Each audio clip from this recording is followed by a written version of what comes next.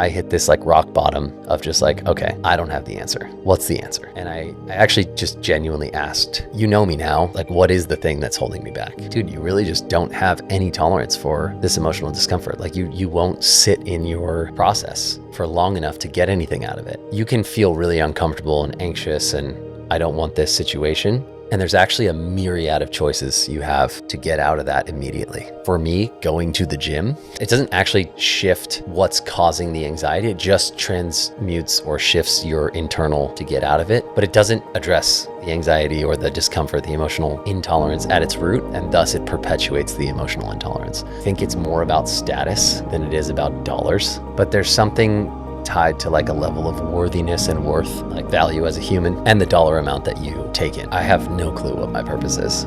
If I were to try to be clear on, what is my purpose? This is crazy. I think I know the answer now, and I'm like, wow, this is weird to say. I think my purpose is... The stupid gap is the space between who you are and who you need to become in order to build a life that you don't want to escape.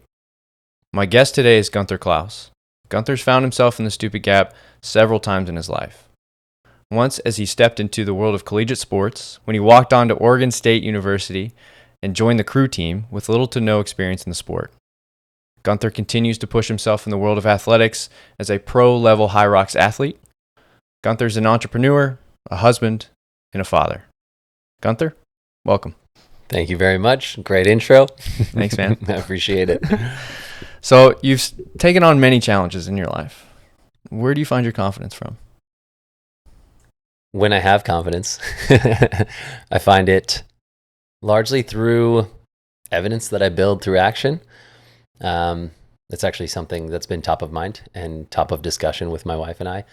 But a lot of my true, like unwavering confidence comes from my own belief and sort of proof that I've done the thing or I understand the thing, I've played with whatever it is in question enough to really feel confident, rooted in understanding like, no, this is the truth and whatever someone says about it is not going to make me waver. It's a very interesting question because now obviously as I'm explaining it, I'm thinking of different forms of confidence. I don't have an answer beyond that quite yet for other forms.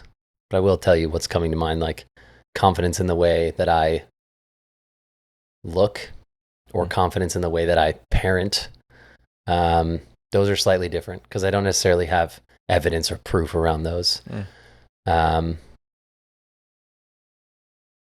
Probably evidence and proof that I'm doing the things that I think I should be doing or giving it my best effort or putting forth attention where I believe attention is needed.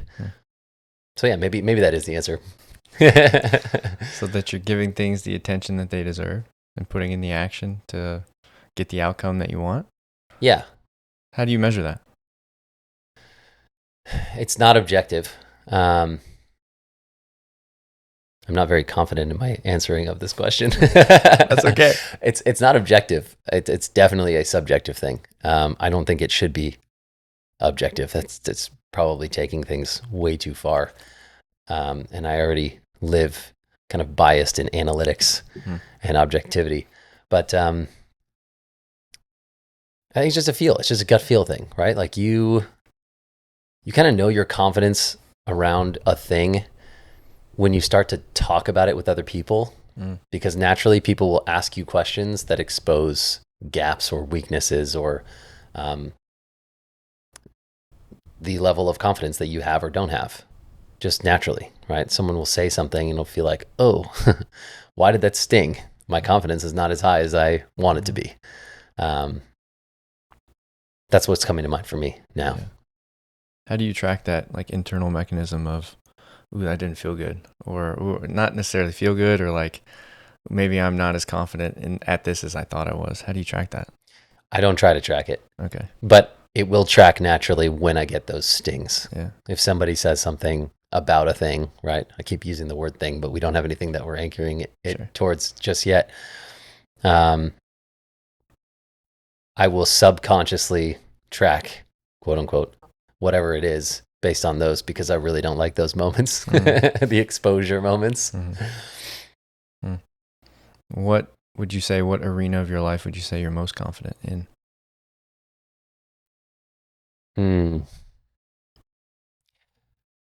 The first thing always was just like a knee-jerk fitness. It's the thing I'm most confident in. That probably has to be the real answer. That's where I'm most confident. Where does that confidence come from? Back to Daily our action. Yeah. Who I believe I am at like a deep core level. Yeah, there's so few days that I've not been deeply steeped in the game of fitness. So when did fitness first show up in your life? A lack of fitness first showed up in my life when I was young. We kind of discussed this a little bit in previous chats, but a lack of power is really kind of the precursor to me diving deep into what I call fitness. And that came from, just a childhood of not being able to speak my truth or stand up for myself or really feel like I had support in any kind of way with regards to my stepdad. I grew up with a stepdad since I was like 3 years old, someone I did not get along with, somebody that most of the world would not get along with. I'm confident in that answer. And then micro exposures of just like, oh, wow, actually, this touches on exactly what you had just previously asked me about, tracking the lack of confidence in something. A lot of those exposure moments of, oh, wow, I really suck at this. I don't have confidence in this. I'm not good at this. I've had probably hundreds of micro exposures to that with regards to fitness, but 4, 5, or 6 that like really hit home and shaped who I decided I was going to be. And that wasn't a decision in one moment, right? That just was upon reflection. I've made the choice that, I am a fit person. I am a fitness fiend. It's not going away. I live and breathe it. Yeah. When did you make that choice? I definitely stepped into that choice around high school, sophomore year. Like most people, it's probably bred from like an aesthetic bias where the sting was around the lack of aesthetics that I had or thought that I should have had. And, chicken or the egg, you have a filter on that and you're looking for confirmation bias. And so anything anyone says is, is digested through the filter of this ain't good enough. And I joined the cross country team and just, tried to get shredded, which is hilarious thinking about that time. And poor Gunther with the skill set that he did not have, the things he was doing. The work was there. The confidence in my efforts was definitely there. It wasn't good work. Well, in some ways it was. So you mentioned there like the filter of this ain't good enough. Mm-hmm. Where did that come from? Good question. Again, micro exposures to the sting, that emotional sting of, this was not accepted by others. Therefore, this was not good enough. I'll just run with it because it's the first thing that's coming to mind. In middle school, we had this assignment to create a catapult. We had to like actually build one. And in classic Gunther fashion, I rebelled homework. I never did homework. I passed everything because I paid attention, did well on tests, got A's when it came to like what we were doing in school, and just straight up got zeros on every assignment outside of school. And this catapult thing, I kind of scrambled together last second and put together something pretty C or D level, probably D level. And my teacher essentially was like, I'm not going to even accept this. She lovingly, and not in these words, We can swear on this podcast, I'm assuming. Yeah. She basically said, fuck you. You're better than this. I'm not even going to let you turn this in. Wow. Do it again. Yeah. And at the time, I was engulfed in the sting, the emotional sting. And it was sort of like okay, fuck you, watch me. And I built the sickest trebuchet the world has ever seen. It worked perfectly. I went one step above and beyond, was like, catapults are this. I'm going to differentiate. I'm going to make you a trebuchet. And I'm going to explain why I'm making this instead. Yeah. It had like a rope on it, and I was super proud of it.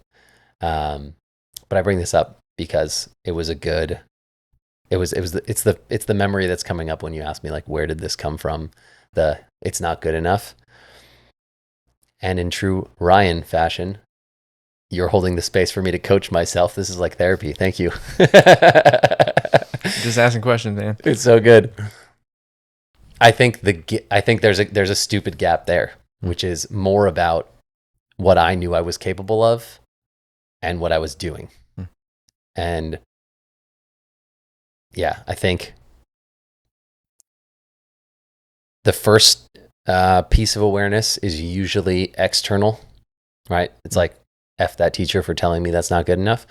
And then the deeper layer of awareness is, what's the internal gap or dissonance between your knowing your truth, whatever you want to call it, what you know you're capable of, what you know you should have done, what you wanted to have done, and then what you actually did. Yeah, this is actually quite powerful. Thank you for letting me chat this out. Of course, man. It's starting to see like where most of my frustration in life comes from, is like trying to get away with these C-level submissions and knowing that I'm capable of A+. Yeah. There's two places that I kind of want to go with this. One is, you mentioned having a rebellious spirit that I know has shown up for you, and it sounds like continues to show up for you. So let's take that path. How does that rebellious spirit, how did it first come? How did your rebellious spirit show up in your childhood, and how does it continue to manifest itself in your life now? I think the rebellious part is probably also directly tied to the powerlessness, and just like you push anyone to do things they don't want to do enough times, it just becomes a part of their nature to be rebellious. At least I believe that. It's very prevalent in the parenting journey that I'm on right now. I can kind of start seeing this like bank of deposit and extraction with my son, where the more that I'm bossing him around, it's extract, and then there's nothing left to extract, and then you get hit with a fee. And the fee is your son freaking out and rebelling. So yeah, your question was like, where did the rebellion come from? I think that's a big part of it. I also just have somewhat of an unexplainable, at least in this moment, unexplainable aspect of me that wants to be different. And I have actually noodled on this quite a bit. And I don't know if it's just a desire to be seen and stand out, or if it's tied to sort of like this rebellious strategy that I deployed in hopes to get revenge on whatever is ailing me, right? Yeah. Or like I said before, it could be my Aquarius moon.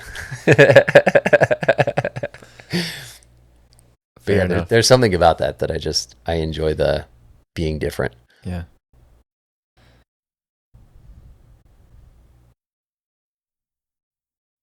So you say that now in your life, you have a underlying tendency to strive for that C-level effort. What downstream issues have you seen from that?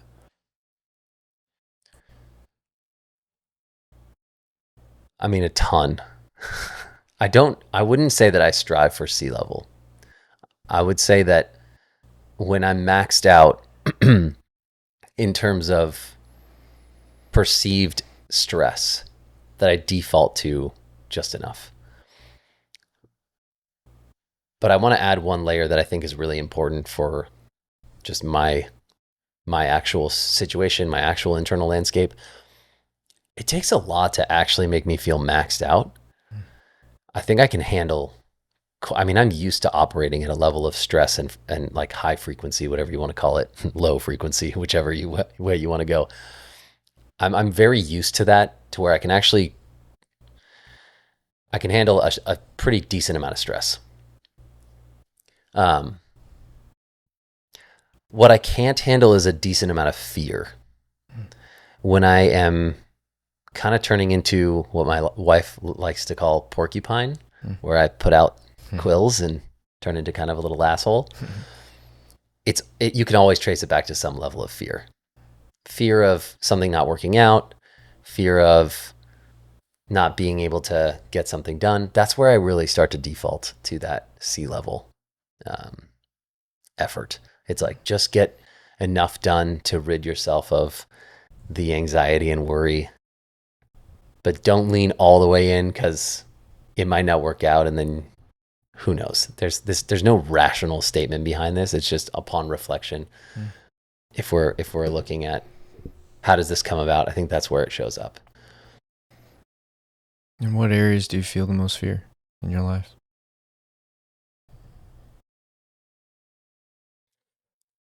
If I had to really nail down, like, what is it that I'm afraid of, I can already tell you that it's ridiculous. And so paradoxical. It's like a fear of perpetuating the same shit and never attaining the next level of whatever it is. Usually, and probably primarily, just in regards to money and income. And that's something that I think many of us in the United States especially are kind of plagued with, just as a cultural thing. Because really, when it comes down to it, I think it's more about status than it is about dollars. Because I can live a pretty sick life with few dollars and like totally be okay with it. And everybody has their own flavor of what status is, right? Like, I don't need to show you my Rolex or my Rolls Royce. That doesn't do it for me. But there's something tied to like a level of worthiness and worth.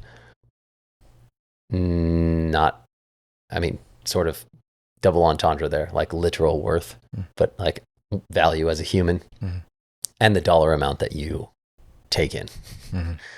Yeah, it's very complex. I don't know. I just lost my train of thought a little bit. You're saying, what are we most fearful of? Yeah. I think that's the main thing. And time adds pressure. Pressure adds fear. I'm surprised to hear you say that a little bit, because of the things that you have achieved in your life, and also that you're very aware of the fact that you haven't put forth your full effort for a lot of things, but you've achieved quite a few great things in your life. It's true. And so I'm a little bit surprised to hear that, there's that underlying mechanism of fear, particularly around finances. So I'm curious of how, in those moments of fear, what mechanisms do you use to overcome that fear? This is something that I've played with for a long time. And I think it deserves a lot more respect and attention. I have, at the surface level, I could spit out a whole bunch of tactics and strategies, like journaling, like meditating.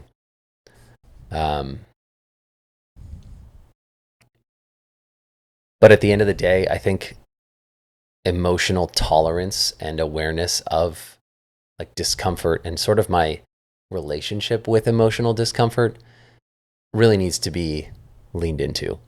And I say this with confidence now because I feel like I've unlocked this awareness in the last few months, like truly unlocked. And I just mean the awareness, right? Because awareness is the precursor to the action that needs to actually happen. Having the awareness is phenomenal. You got to do something with it, right? But it's sort of, right at this moment in my life, it feels like the only avenue I haven't explored, which is kind of just like sitting in the shit and then reframing my relationship with being in the shit. So just be more clear. You can feel really uncomfortable and anxious and I don't want this situation. And there's actually a myriad of choices you have to get out of that immediately. Like food, leaving the situation, just doing something else. For me, going to the gym. Like it doesn't actually transmute the anxious. It doesn't actually shift what's causing the anxiety. It just transmutes or shifts your internal to get out of it, which feels productive and feels helpful because you're literally getting out of the state that you don't want to be in. But it doesn't address the anxiety or the discomfort, the emotional intolerance at its root, and thus it perpetuates the emotional intolerance. So I've been playing with that, and I've been actually using my confidence in the gym setting to look at those situations. For example, I'll be on the computer and I'll be wrestling with like Claude HTML trying to get a new website up, right? And sitting there and then having the awareness that I've spent 2.5 hours and I've created dog shit and I'm so angry, and I will either use the little manager in me to say, it's been 2.5 hours, you haven't done anything, hurry up, C-level effort, because we just finished and we're done, can't tolerate that shit anymore. Or delegate to your $7 VA in the Philippines, don't do it anymore, don't wrestle with it. In these last few months with this awareness, I have seen that moment and basically flipped on my workout brain and been like, oh, this is hard? You got at least 2 more hours, bitch. Okay. But in a loving way that's sort of using an arena of my life that I feel very confident in to apply the same concept. Like, you're actually going to get a lot out of these reps, quote unquote, right now. And leaning into this and spending more time against the manager's desire to get you to hurry up is actually going to benefit you in the long run. So I've been holding on to that notion, and that seems to be like it is the strategy I'm trying to deploy right now. If you've got any advice though, I'm open to hearing it. No, I mean, I think it's perfect, man. What you're talking about effectively is progressive overload, right? It's exactly what you learn in the gym is how to grow in the gym is, okay, you do this weight, and then once this weight gets easier, or you build an awareness around that it's easier, you push yourself a little bit further and a little bit further and a little bit further. And that's exactly what you're doing. Yeah. But I'm curious, how and when did that awareness just come into your experience? Was there something that you did that facilitated that awareness? Or did it just one day you just woke up and there it was? No, I wish I could take credit for it, but I have to give credit to a mentor of mine named Ani Mannion. I've been working with him for quite a few months. And, I could credit many people in my life who have told me this in some way, shape, or form. But just, again, coaching is the arena I'm confident in, fitness in general.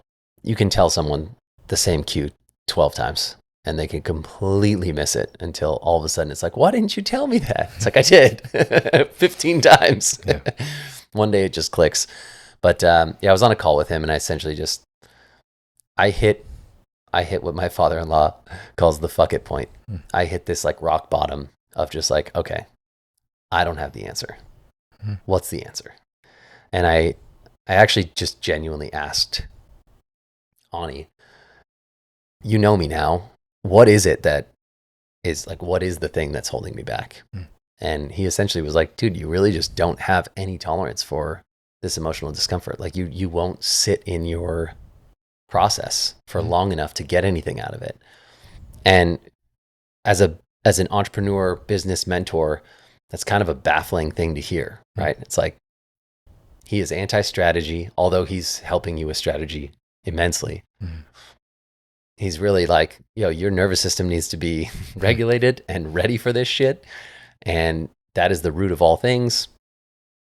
So anyway, I heard it from him and it essentially just landed really well. And it was that coaching cue that I heard for the 15th time, and it finally actually landed and stuck.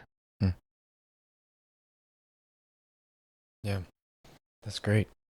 I mean, that's great that you had a coach that was willing to Give it to you straight. Yeah, I'm so blessed to be working Yeah. with this guy. He is absolutely amazing.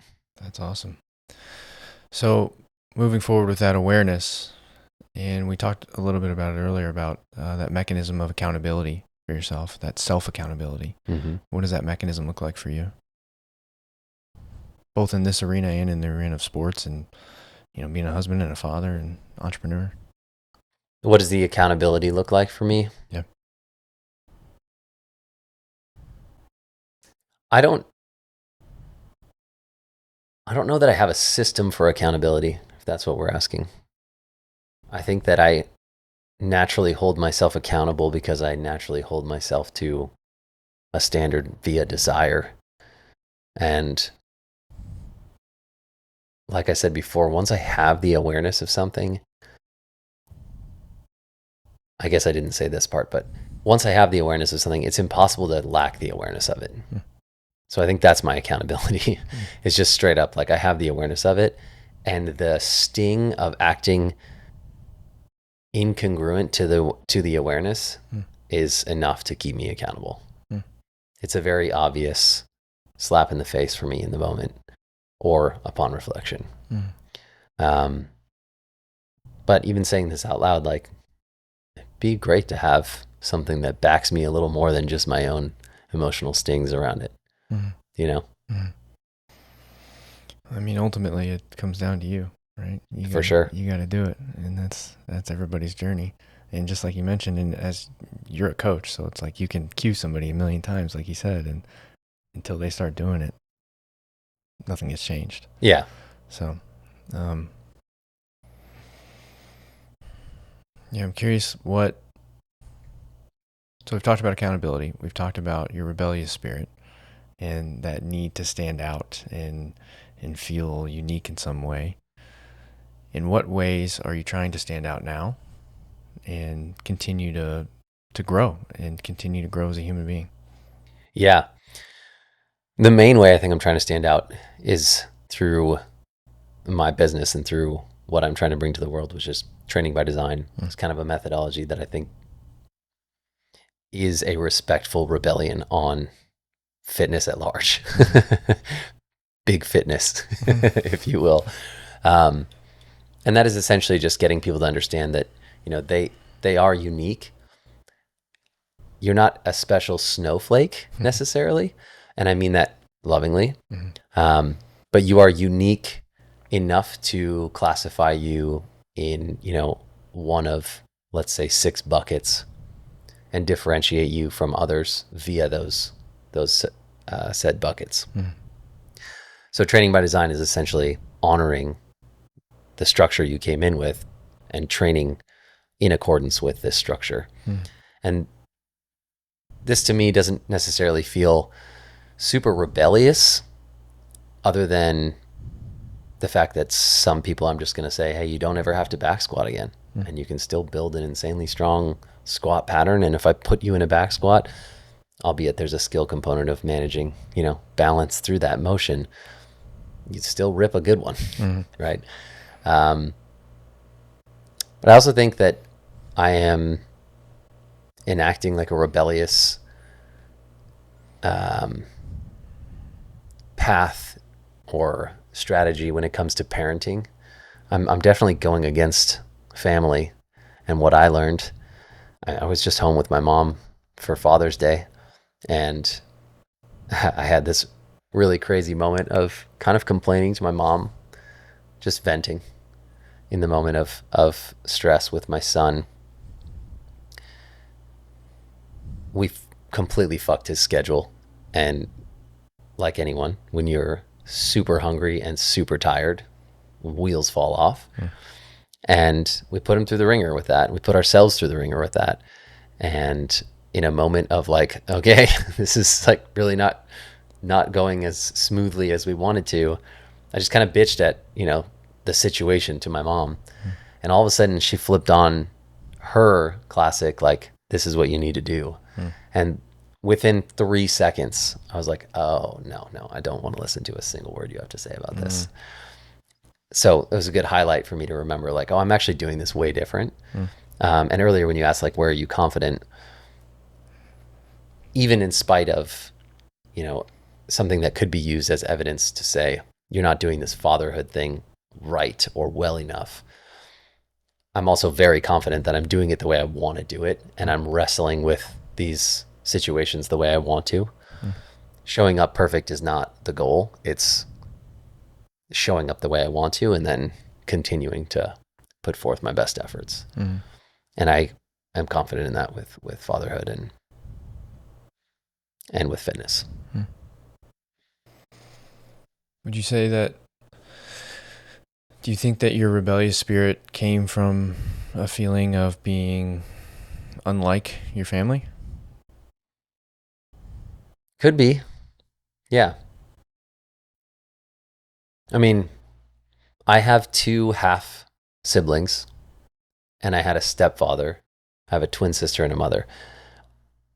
In this stage of life, I feel very unlike my twin sister, more than ever.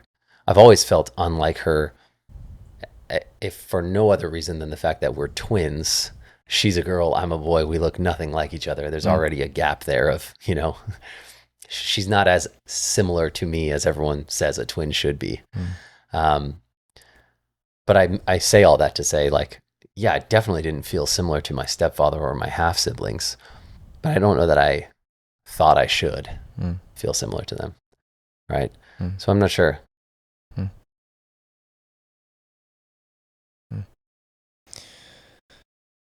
So you talked about applying the framework of fitness to now sitting with that discomfort when emotions come up. How do you think you can continue to stack gains in the arena of emotional discomfort like you can in the world of fitness? Well, I think this conversation alone just unlocked a new level of of awesomeness, in that I haven't actually named that aspect of the gap between what I know I'm capable of and the effort I'm putting forth. And that's extremely helpful. So I think, sorry, repeat your question. How will you continually keep yourself, how will you continue to apply the framework of fitness and continue to see gains in the realm of pushing through that discomfort, the emotional discomfort? Yeah. Perfect. Okay, so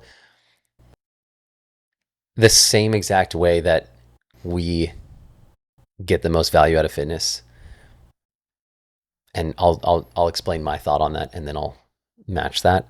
So in the realm of exercise, fitness, whatever you want to call it, it either consciously or subconsciously starts with making a decision on the path you want to go down. And that can be as general or as broad as, I want to get really good at doing a triathlon. I want to get huge and do bodybuilding, right? Those are totally different paths, still within the realm of fitness, but they're completely different, right? You're not doing the same things by any means. There's strategies within the path, but if you're running 10 miles a day and you're trying to get jacked, it's not the thing, right? We all kind of know this. So starting with, which direction do I want to go? What's my North Star, so to speak? Who am I trying to become? What am I trying to achieve? And then within that, you can go all the way down to the second, but also, of course, the session, the day, the week, the month, the period or mesocycle, whatever it is. You can get specific with, like, this is what I'm doing to get towards North Star. And I'm going to put forth my best effort, and I'm going to detach from the judgment of where I am in relation to where I want to be. And instead, I'm going to couple myself to the effort, right? Like, it does not matter if day one you are 50-pound dumbbells or 90-pound dumbbells, as long as you were, giving the 9 out of 10 RPE, if that was what you were supposed to do, right? And so in this chapter of my life, or, just as a concept, because you asked about how do I apply the framework, it's understanding, where do I want to go? Ultimately, which path am I going down when it comes to what I'm bringing to the world? What is it that I'm trying to bring to the world? And then what am I doing in this month, in this week, in this day? And how much effort am I putting forth towards that? And really just mirroring it to all the things that I know about fitness with regards to, Tuesday is a kill yourself threshold high demand day, Wednesday cannot be, right? And I actually like that a lot. And so in looking at the week as best I can, understanding that if a day is going to be a big effort and a lot of hours behind the computer, the next day really should not be, at least not for me. It should have a bit of an ebb and flow and kind of a recover or change or shift of focus, right? Chest day twice in a row kind of thing. Probably not the best move. I don't think that necessarily has to translate to getting things done, productivity in the realm of business. It's not a one-to-one, these concepts aren't one-to-one or directly similar, but for me, I do like that concept. I do like that idea. And yeah, that's how I think I'll be applying it. Yeah, so what you kind of described there was what I would call, in my framework, the gap coaching. So goals, actions, plans. So where are you headed? How are you going to get there? And what is where you're headed is your goal, right? And then your plan is how you're going to get there. And then your daily actions is your actions, right? So, but my question for you is, being as though you've acknowledged that you've had a tendency to sort of hold yourself back in life, and that plan feels comfortable for you in terms of, okay, you pushed yourself really hard on day one, maybe the next day won't be as hard, or maybe you won't go as hard. Do you see that as a limiter for you in this particular plan, in terms of recognizing that you have that tendency for yourself to not operate at your highest level of capacity? Does that make sense? It does. I don't. I see it as a way to set up sustainability for myself. Because I think, dare I say, I know that an increase in pressure decreases the output for me. I think it does for a lot of people. Some people are built different and wired inversely. And you see someone who's under high stakes, high pressure, and they all of a sudden perform at 110%. Most people have some weird relationship with pressure that actually diminishes the output. There's a certain, I say this kind of appreciating that there's huge caveats and nuance to this. There's a certain amount of pressure that actually drives more action. There's a certain amount of pressure that actually hones you in and gets you into flow. But I'm talking like, this is a 600-pound barbell on my back and I'm not a power lifter kind of pressure, right? We're trying to take away as much of that as possible so that now it becomes a 300-pound back squat with a stimulus behind it. But I guess what I'm really simply just trying to say is, no, I don't see it as a limitation. I see it as a way to provide myself with peace of mind going through this process. Because if I'm trying to expose myself to maximal discomforts every single day, I'm going to burn myself out and just be like, I live in discomfort and this is not fun. Yeah, that makes sense. Much like you said earlier, I do think that level is going to increase, and that's the goal, right? Progressive overload of emotional tolerance. I do believe that is also going to naturally happen, but I'm kind of new at this, if you will, right? Like, I've been introspective my whole life. I've been thinking about this shit forever. I think too much, right?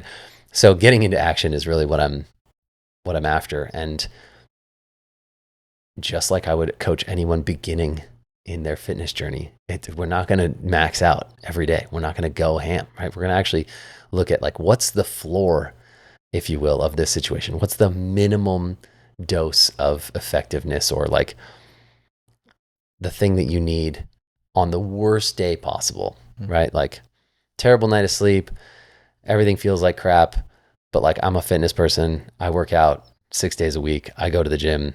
What's the least you could do? Get 10,000 steps, maybe just go to the gym and like stretch, whatever. It's different for everyone. But the concept there is kind of what I'm after with regards to the exposure of emotional tolerance stimuli. So you mentioned a couple times, and again, just there, like identifying with the identity or making the decision that you are a fitness person. I'm a fitness person, so I show up and I work out regardless of the circumstances. I have a floor and I have a minimum level of acceptability that looks different than my max. Have you made that identity switch for yourself in terms of being someone that can tolerate emotional discomfort? I think just like I made the identity shift when I was young with regards to fitness, I'm making it now. What's that process like? Well, it started with that massive amount of awareness. Mm. It's happening, and I'm making another step forward in this conversation alone. And it's happening like I'm in process. It's been happening for at least a month now where I'm really starting to stack some bricks in that corner. What do those bricks look like? Sitting in the shit. Yeah. And being aware of like, oh, this is the thing. This is that situation where I could like go downstairs and make some food. I could like say, let's go to the gym. Or I can just like grind in this a little bit longer. Yeah, but I mean, what you're talking about is a very difficult point of inflection where it's like, when I think of someone that has a low threshold for emotional pain, like they don't have the discipline to sit there and say, no, I can push through this. I can do this, and coach themselves that way. So I suppose, like, do you think that is a direct correlation with your just being an athlete, that you're able to sort of pause in that moment and make the conscious decision? Does that make sense? Yeah, maybe. And as you're saying it, I also think that it's probably unfair for me to say that I have a lack of emotional tolerance. I think it's more apt to say,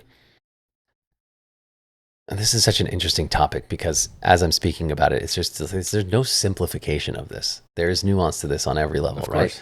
But I think, like I just explained with the correlation to the realm of working out and fitness, there's a difference between I'm weak because I don't go to the gym and I'm weak because I overtrain every day. And I think as a kid, emotionally, I was thrust into overtraining every day. So as an adult, I'm like, I don't want to do that shit anymore, right? Okay. So I actually don't think that like just as a person, I am weak when it comes to emotional tolerance.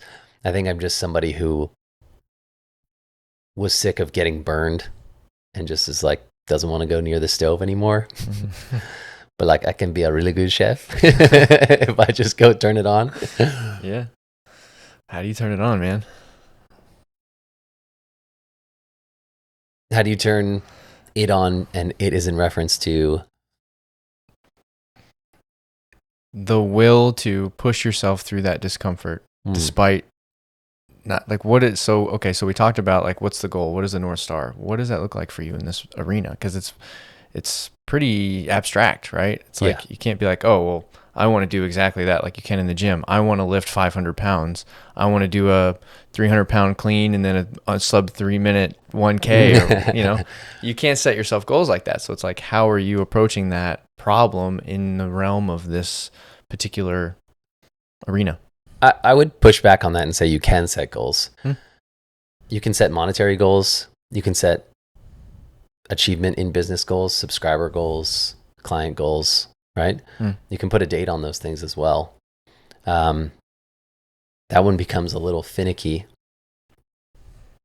Well, those are external validations to an internal problem. Yes.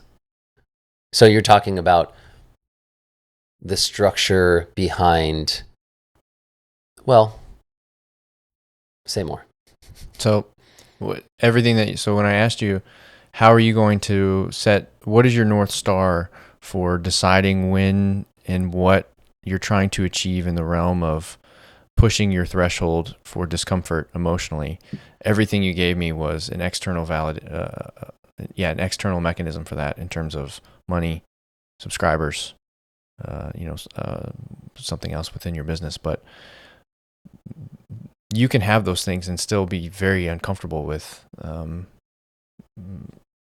emotional discomfort.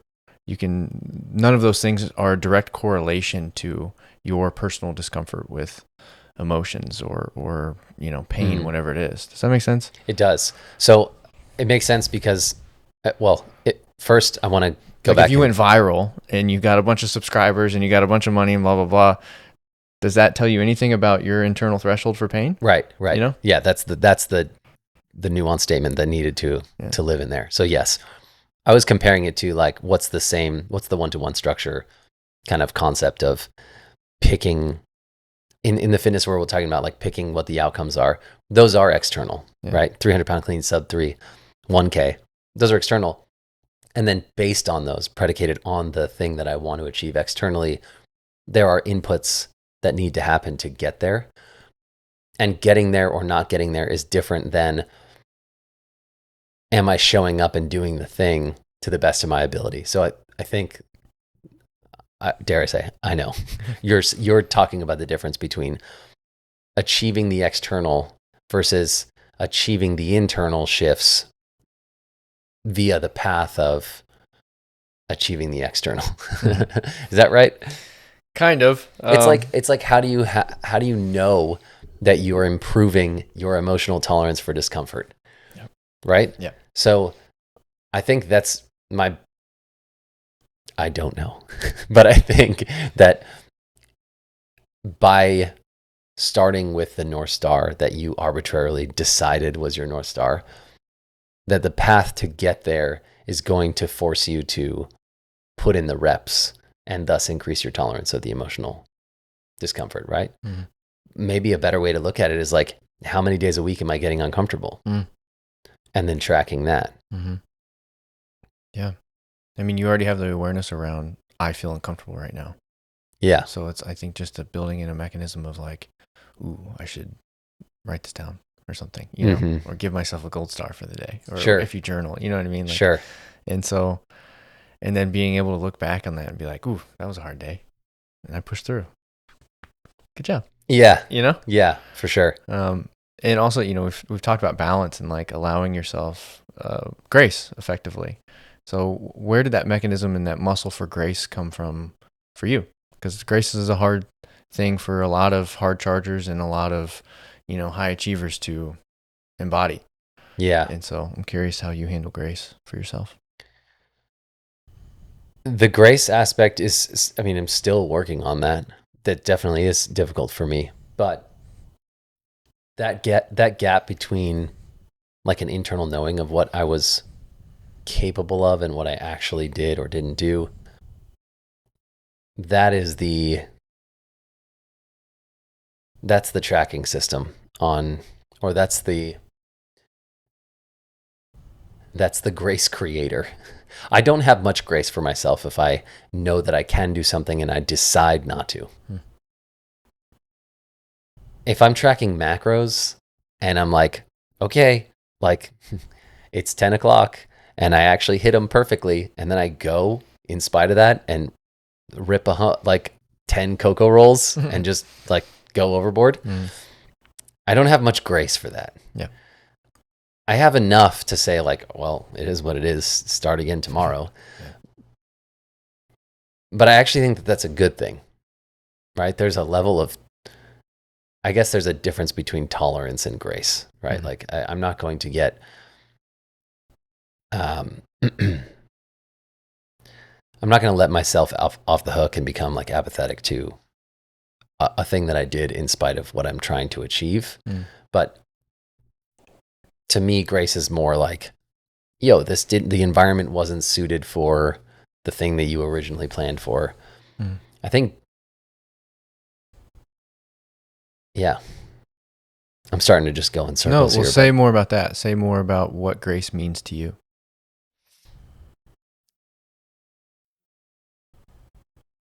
I think grace is just honoring the process of becoming and getting what you want and doing all the things, right? And sometimes you have this whole plan laid out and then you get COVID and you're in your room on the floor and like you're somebody like myself who like doesn't want to take meds, and you're like, I cannot handle this level of flu achiness. I'm going to take a Tylenol.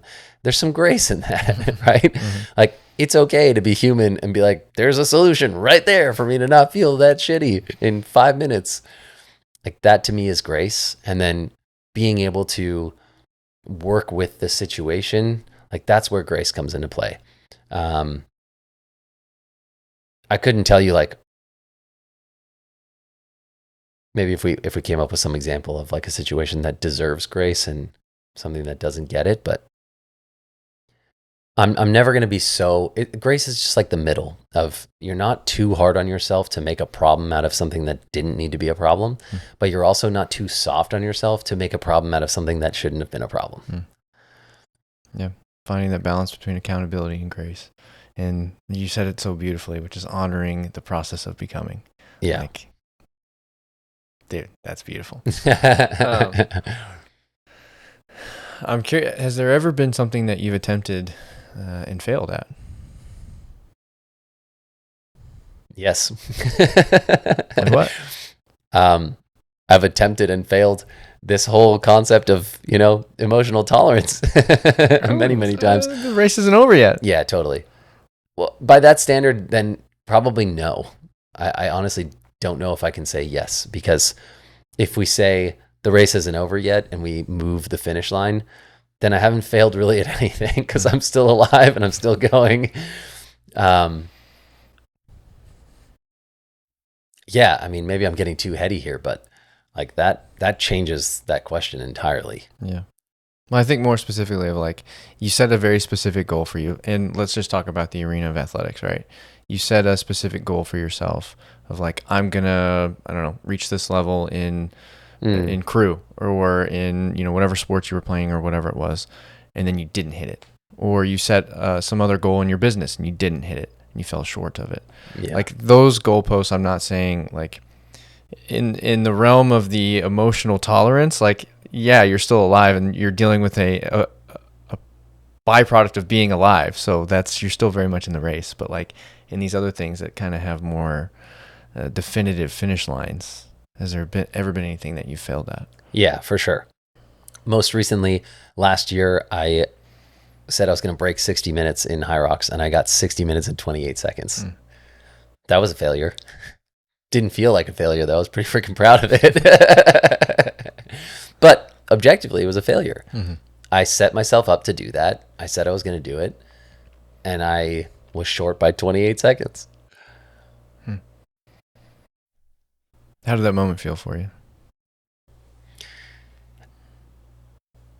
There was so much feeling in that moment. There was so much input or a multitude of emotions all happening at the same time.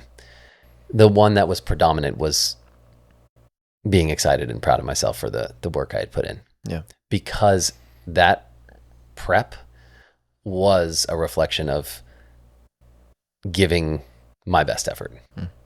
My best effort was given through the entire preparation for the race. My best effort was given in the race. I had so many more points on the things to be proud of side of the list than I did on things to be upset about. It's grace. Yeah. Yeah.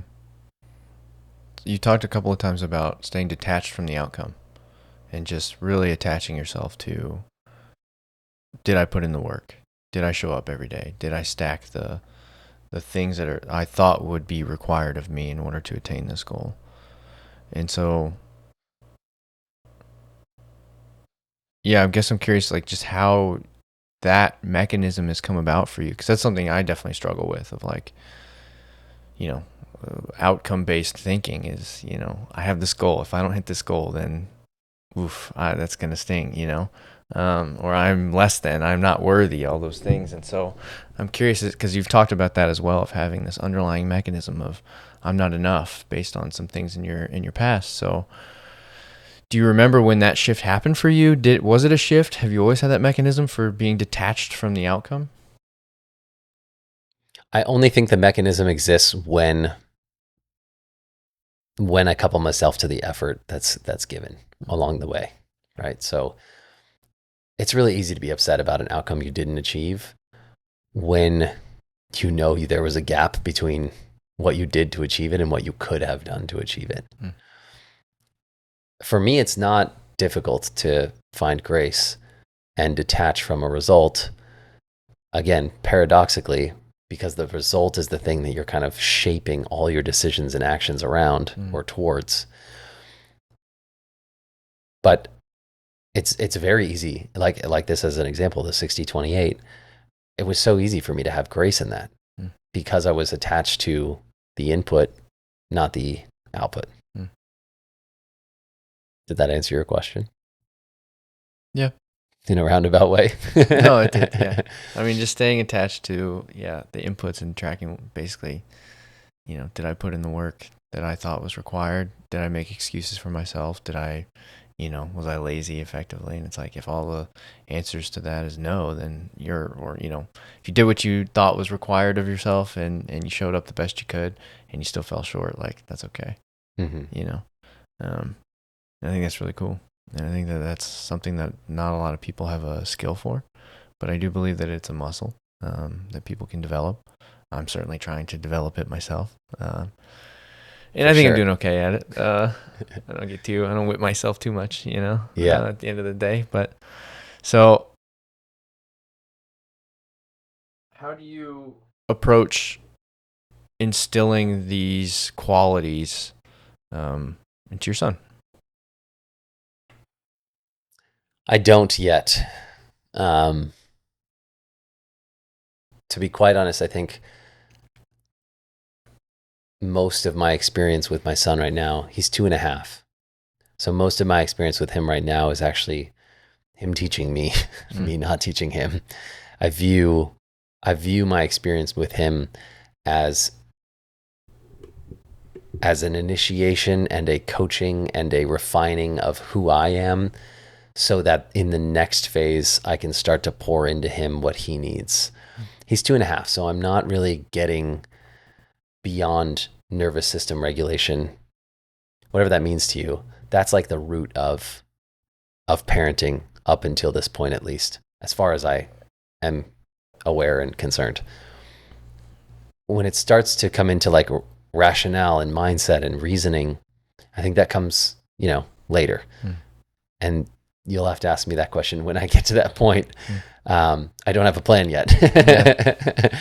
But right now, it's really kind of a role reversal. Like I really truly believe that our young toddlers and infants are shaping us first by way of showing us like where, I mean, you have to have the awareness of this first and foremost. Yeah. But their emotional regulation feels like a mirror on our own, no matter what. And so I use that as my constant kind of check-in, and it becomes the natural accountability of, am I doing a good job? Am I instilling the right things in him? But again, it's kind of always about me, right? For him, through him. He's the mirror. He is showing me. So again, I don't think I actually answered your question. No, you did. You said just not yet. You're not at a space. He's not at a space to where you really want to start teaching him those types of things. Right now, it's just letting him be a kid. Yeah, absolutely. And definitely more about what I'm not doing than what I am doing, right? I'm not trying to force him to be someone he's not. Yeah. I'm not trying to give him any reason to believe that he can and shouldn't be and do what he wants. Obviously, there's a line that has to be drawn with safety. We don't let him go in the street. What have been some of the... So you present as like a very just like super well-rounded dude. Like, I mean... I present that way. No. And then when we slice through the layers... No, and that's what I'm, as we dig deeper into everything, man, like, you got a pretty great, like, just approach to life, I think. You have grace. You're pushing yourself where you need to push yourself. You're attaching to detaching from the outcome and attaching to the process. And, like, and, yeah, you're afraid of some things, but we all are, Has there ever been, like, dark moments in your life where you haven't had this outlook on life? Yeah, for sure. The darkest, I will say, probably that I ever got. I mean, I should say I was born in the darkness. I think my entire childhood was pretty dark in a lot of ways. I've had trouble admitting that my entire life until recently. My wife has really leveled up my not only awareness, but just like my understanding of self. And that's probably been the greatest blessing of attaching myself to her for this journey.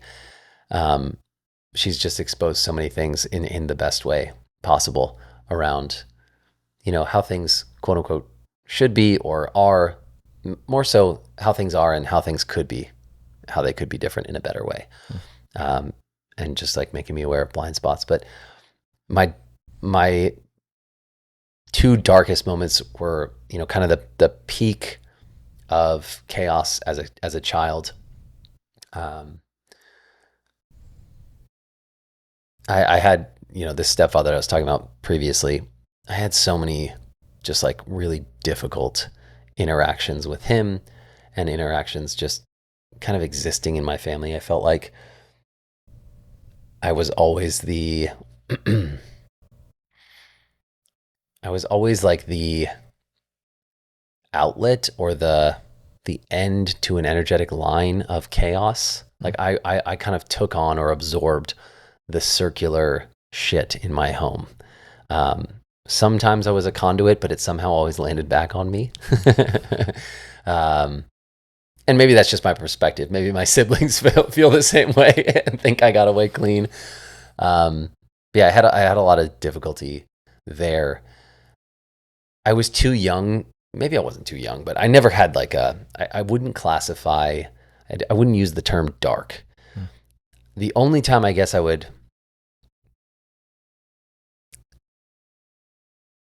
I'm going back and say like that came up for a reason. So I don't know, maybe it was dark. I don't know that I would have on my own accord said that was dark, but that was coming up for me. So I'm learning to just go with what's coming up for me. Another lesson my wife has taught me. The time frame in my life that I would actually classify as like, yes, I would say this is a dark time, was after a breakup in college.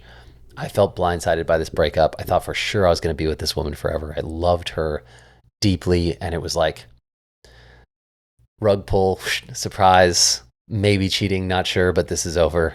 What? And I went into kind of like a really, really difficult time accepting reality. It was like I just couldn't handle the truth of the situation, but I also couldn't escape it or avoid it. It was what it was. So it was this really complex and difficult situation for me. And I was living in Oregon, going to school. It was dark and rainy, literally. I had a tiny 400 square foot studio apartment, and I was just in a dark box alone. And yeah, I came home for winter break, and it was a time in my life where I have never actually contemplated taking myself out, suicide, anything of the sort. But it was definitely a time in my life where I was like, I just don't care. There was such apathy and indifference towards existing. At the same time, maybe this is now, as I'm saying this, I'm realizing maybe this is just a part of my nature of like digging and fighting and being introspective. I was kind of on this like mission to figure out what was wrong with me.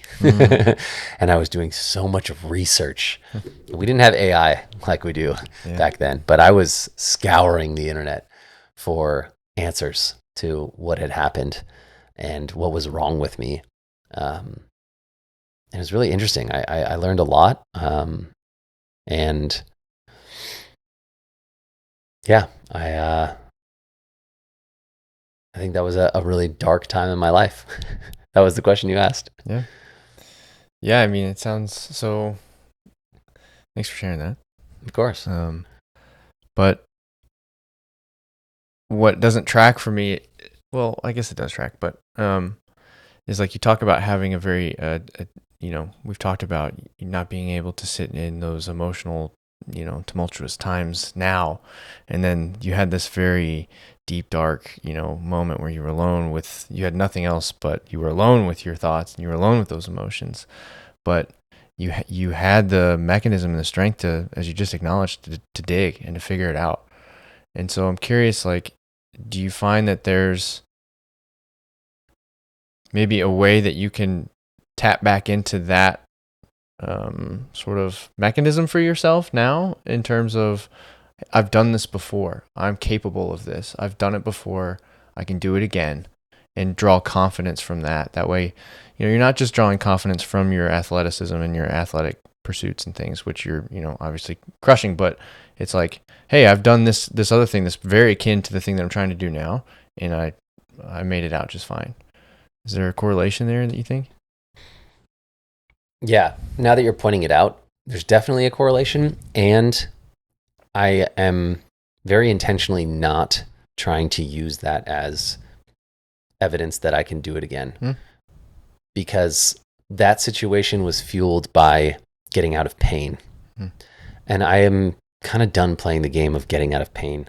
And I want to move towards the game that I think is the same game, just at a different part of the spectrum of moving towards pleasure. And so if I were to use that as my fuel, if I were to use that as my strategy, it would be largely around like, I can't handle the situation I'm in. I'm going to do anything I can to get out of it. But I'm done being a massive mobilizer when I've hit some sort of existential or theoretical rock bottom. And everything I'm doing now is in an effort to become the person who is like excited and stoked on moving towards more pleasure rather than running away from pain. Would you say that moment was sort of like facing your shadow, for lack of a better term?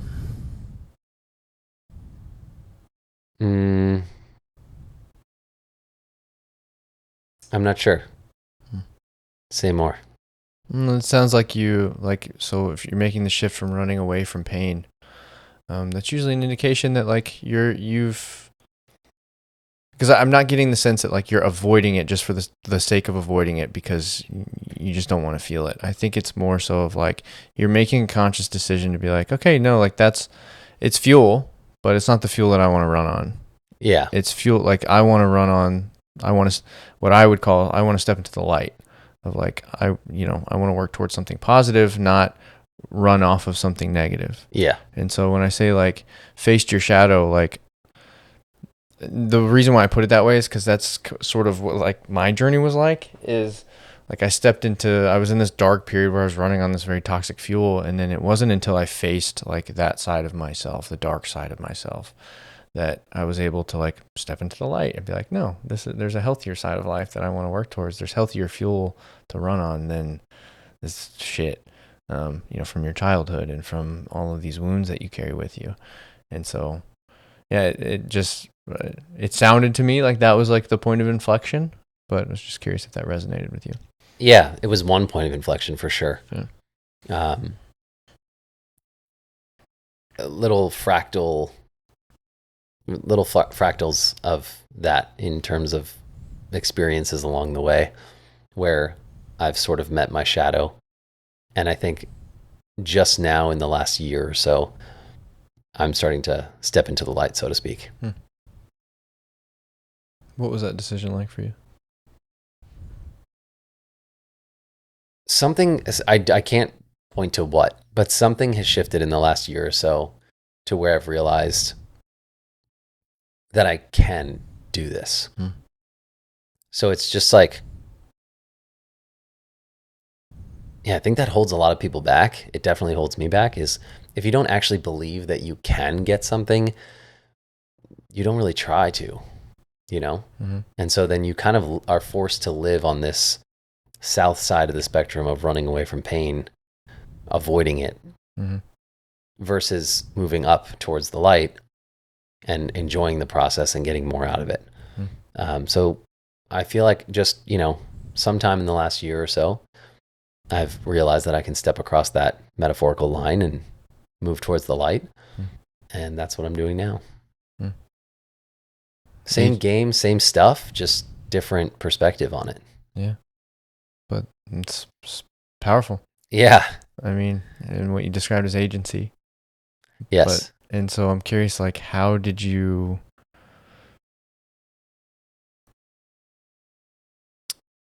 it become aware that you had a choice?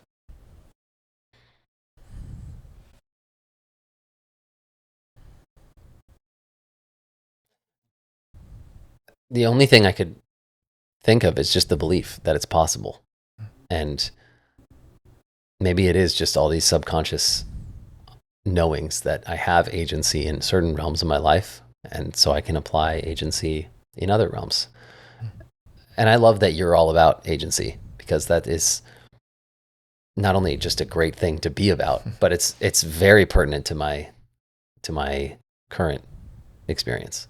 Like if I could sum up everything that's happening, it's just like I'm learning to own my agency, like step into it in all realms of my life. I'm a master of agency when it comes to fitness, right? Like truly. But I've been missing the belief piece in a lot of other realms.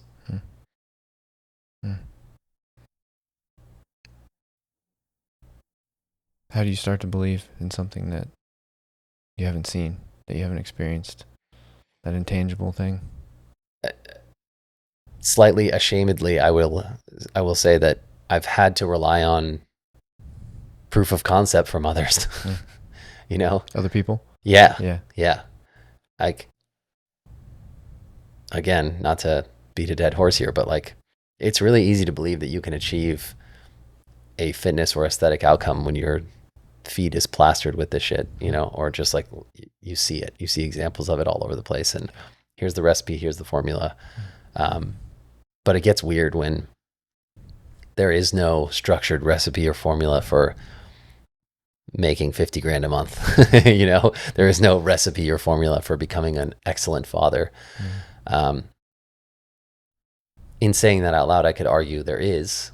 And I think that's what I've found recently, which is, well, how often are you improving your tolerance for these things? How often are you putting yourself in this conceptual arena of improvement, you know, that is going to blow past any strategy or recipe, right? I mean, it is in and of itself a recipe, but it's kind of untethered to specifics. Like, I can't just say go into the gym and like work hard every day. It's too vague. You probably get something out of it though, right? But it's not as clear as 3x10 at RPE 9.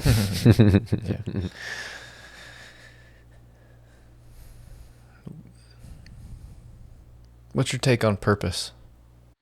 I love these massively open-ended questions. What is my take on purpose? We have to have purpose. Purpose is probably layered and contextualized for each individual person. But I think purpose is the root of like everything we actually do. It's also the root of like lack of purpose is lack of life force, right?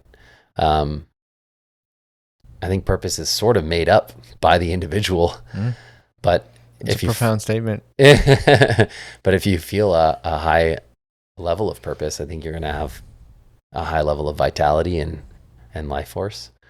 Yeah. Whatever you think your purpose is, double down. What do you believe your purpose is?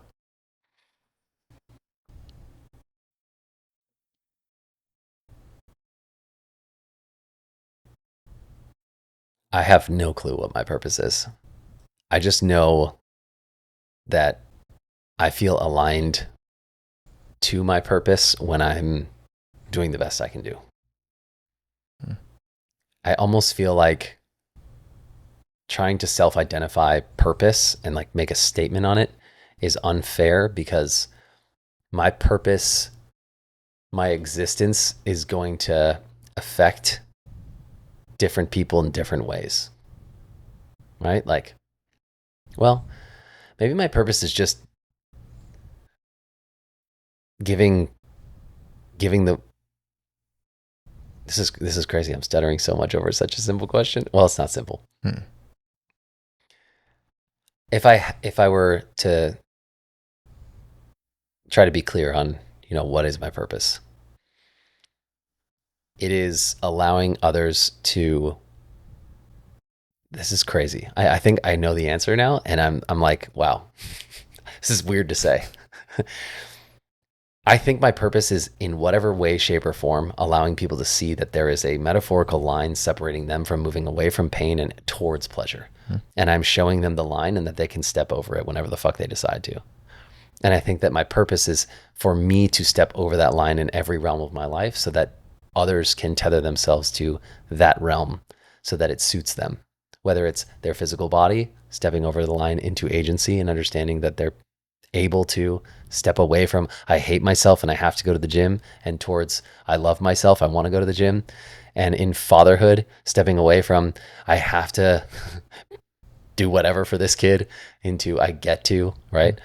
And I get to fulfill my purpose deeper and deeper and deeper the more arenas that I kind of make that shift. And then the higher I go towards,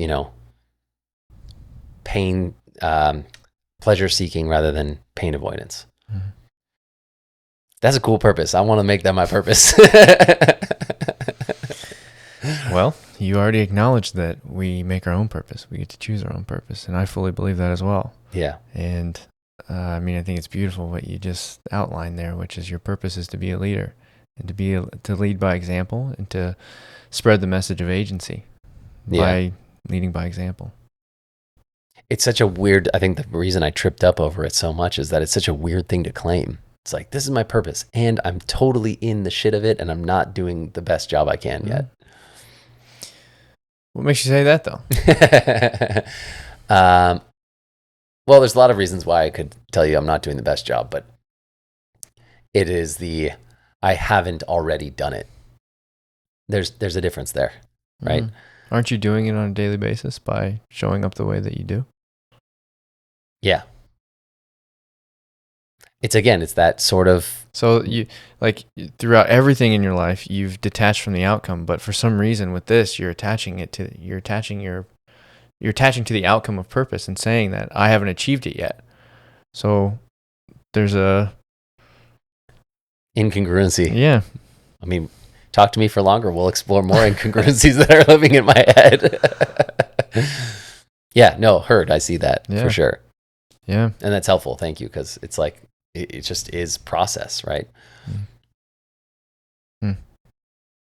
That's the conditioned part of me that needs to have the result to claim that I'm in process of it, right? Because even if we look at the thing that I say I am doing a good job in that realm, which is the fitness side of things, it's probably because there's so much I have the result, still pursuing greater results, but it feels like the one that I've had for so long, I've been sort of on the light side of it for so long, that it seems like fair to say I'm doing a good job there. But you're absolutely right. Like, just being in process, in pursuit, still makes it legit.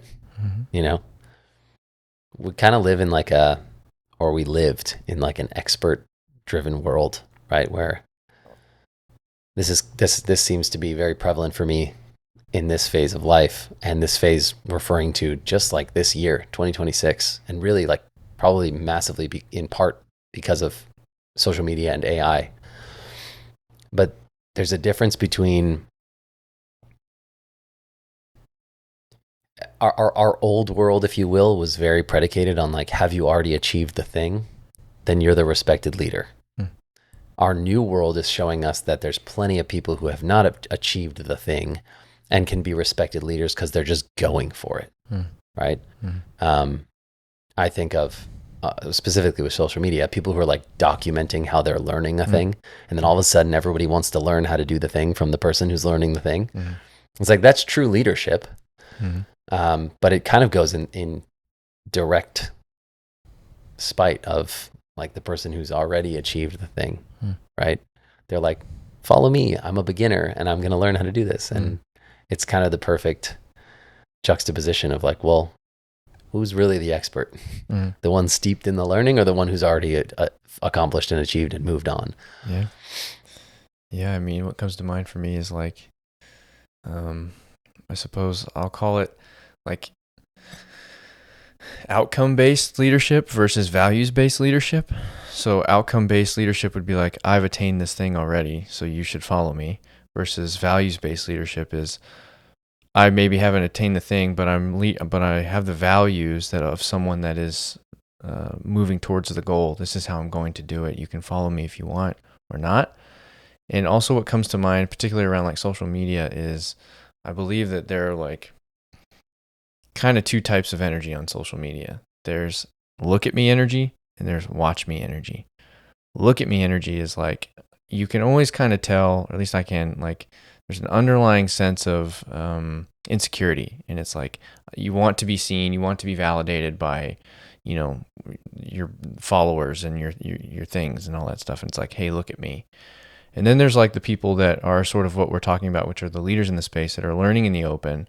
They're building something out in the open for scrutiny, but they're like, hey, watch me. Like, I'm doing this.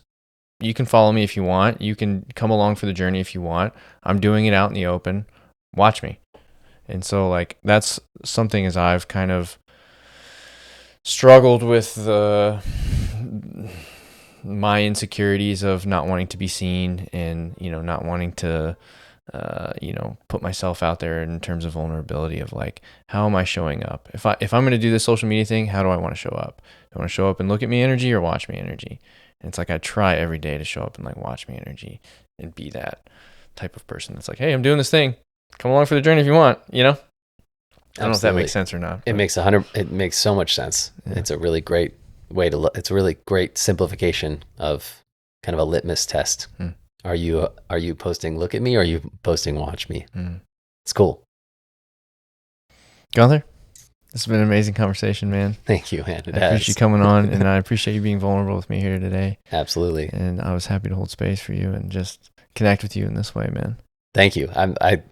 I'll pay you whatever you need for your coaching session because it was phenomenal. Closing tradition on this podcast, where I ask each guest to leave a book recommendation for the next one without knowing who the next one is going to be. So while you think of your title, I will present you with your book. Amazing. This book was left for you by the last guest. It is called The Anatomy of Peace, Resolving the Heart of Conflict. Have you read it?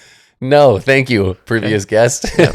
And it's by the Arbinger Institute. I have not read it, but it is about resolving conflict. And I think it's more of like an entrepreneurial leadership and self-deception book. So this literally sounds like the most perfect thing, and I'm just going to choose to believe that this was divine and intentionally meant for me. Thank you to whoever left this. Am I allowed to ask who left it? Yeah, CJ. Yeah, thank you, CJ. Yeah. This is great. Yeah. So I will leave The Power of Now to the next guest. Okay. I have not read The Power Now in a long time, but when we talked about that dark moment in my life, that book had the most profound effect on me ever. For starters, I did not read before that book, and I fervorously consumed that thing. I took notes. I read every letter to the T. I was as deeply invested in that book as possible, and it felt like it changed my life. Since then, I've heard mixed reviews on the book, but I'm going to go with this belief that whoever gets it will appreciate it and will find value in it. Cool, man. Yeah, I'll pick it up. Sweet. Thank you again for coming on, dude. Thank you so much. Appreciate you too. Yeah. Till next time. Okay. All right, brother. Okay, hope that was good enough. Detach from the outcome, bro. There's no way to attach to it. Yeah, exactly. Thank you, man. I really appreciate it. Of course. Thank you for coming on.